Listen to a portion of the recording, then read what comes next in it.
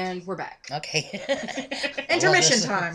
But we believe that that there's only a certain length of time, and that you have some say in who you're going to be born to. That you have a choice in your parents, depending upon what lessons you need to learn in this next lifetime. As what was myself thinking? Well, my patience. What was I thinking? What was I thinking? My patience. I have no patience at all. If I want it done, I want it done yesterday. So patience is something that I really have had to work on. And since I have not done a very good job of learning what I need to learn, then I get to come back in a situation probably next time where patience is going to be the one thing that's going to be tested the most often, continuously, which means I must spend a lot of time in my next life gritting my teeth. But it is what we have to learn. The longer time you have, the better it is. And then some do believe, especially in the Hindu faith, that at some point you don't have to be reborn again. You've learned what you need to learn. You're never going to be a god. I mean, this idea that you can reach God status is just beyond comprehension. Let's just face it, we're people. But we can reach the level where... I don't need that kind of responsibility. Good grief, no. But you can get to the point where you don't have to be reborn. Where you can stay with the deities. Not become one, but stay with them. And watch all the rest of the fools have to keep doing this thing again. And keep telling them, okay, listen, learn. Come on, get it together, get your stuff together, take it to your heart and learn. But again, we go back to, you have to have your faith. So the only thing I can tell you is that as I face it, my faith seems stronger. I haven't had a case of the screaming memes yet. Not to say that I'm not going to, but so far I have not had any of this poor pitiful me. I have cried, but when I cry it's because of what I leave behind, my husband, my church family, and I worry about them. I think I've left them with enough lessons and enough of my strength that they will continue what we have begun together. But if I shed tears, it's because of worrying about them, not about me. For me, this is just stepping off the wheel. And then at some point in time, first I'm going to haunt them a while. Because I figure on hanging around and doing all kinds of shit, like making the broom fly across She's the going to room. be the lady from The Grudge. Yeah. Well, no, I'm not going to do that. No, but I'm going to have flying broomsticks, and I'm going to turn on lights, and, all those little electrical impulses that the brain can control. I figure I'll be doing a lot of that. So it's going to be a bumpy ride. You better hang on. Please don't scare me in the bathroom. Hang on, it's going to be a bumpy ride. Bathrooms are off limits. Well, bathrooms are funny. But, since the brain's electrical impulse, I expect I'll work through electronics a lot. Don't be surprised what your computer does. A face all of a sudden appears on the computer screen. There's other things I wanted to really make sure that you understood. Okay. There was a question. Okay. And how I think, how you're talking about once you finally reach that level of in reincarnation where you don't have to go on. I like to think of those spirits, those souls, as the guardian angels, as the spirit guides. Well, and I think that's entirely possible.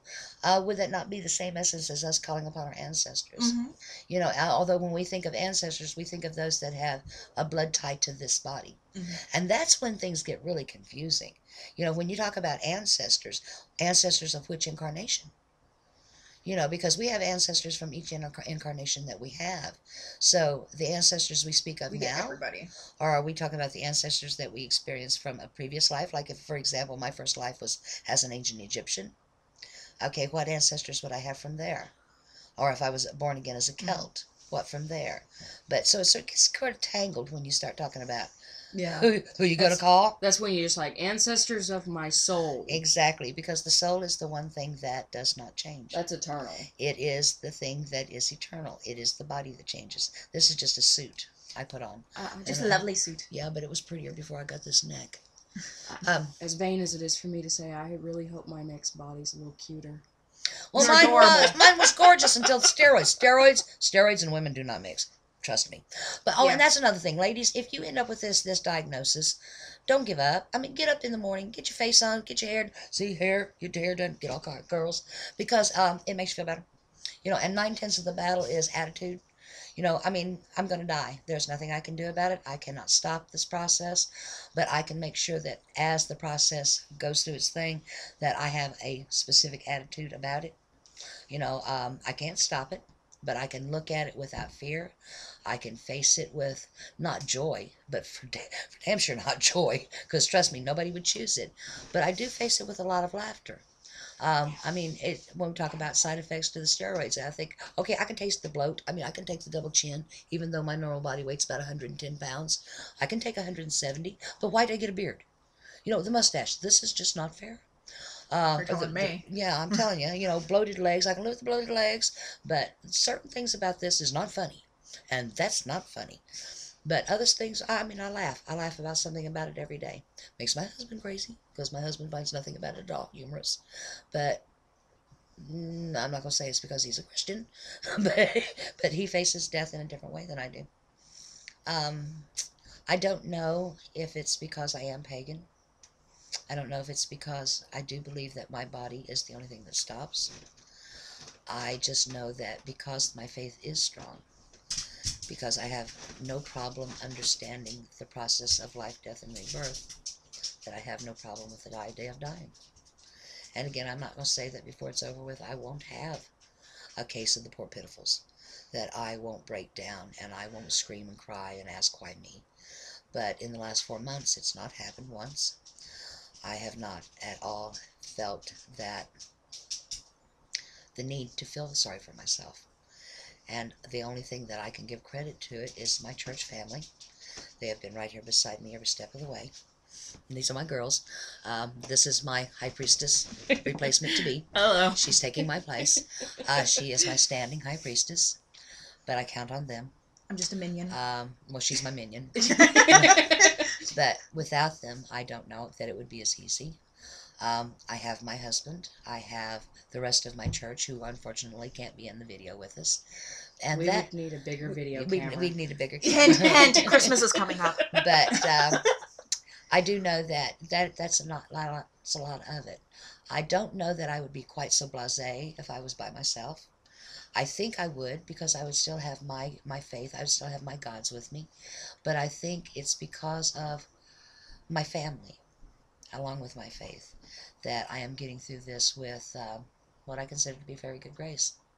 And I hope that, if nothing else, this short video will have you reappraise what you believe.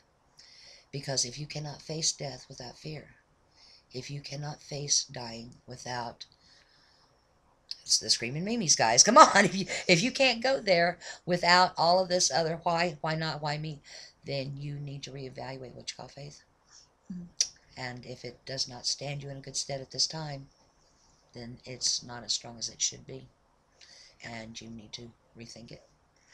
And I don't convert people. You know, a Christian, if you can face your death thinking of heaven. And let me end this with my favorite story in the whole world. It's a philosophy. And of course, you cannot argue politics, religion. You just can't argue it, because you're right, I'm right, we're all right. But there were 3 men, and one was a pagan, one was a Christian, and one was an atheist. The pagan believed that when he died, he had reincarnation. His soul was continuous and would be reborn. Christian believed that when he died, he went to heaven, and gates, pearly gates, and St. Peter. The atheist believed when he died there was nothing.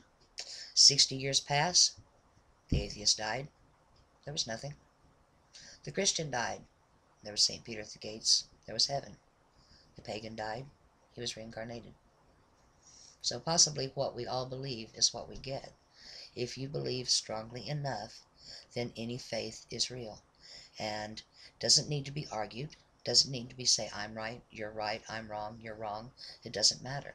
What matters is, do you believe it? And I think at the end of the life, that's what's going to tell. So I think my philosophy has always been that you get what you believe if you believe it strongly enough. Mm-hmm.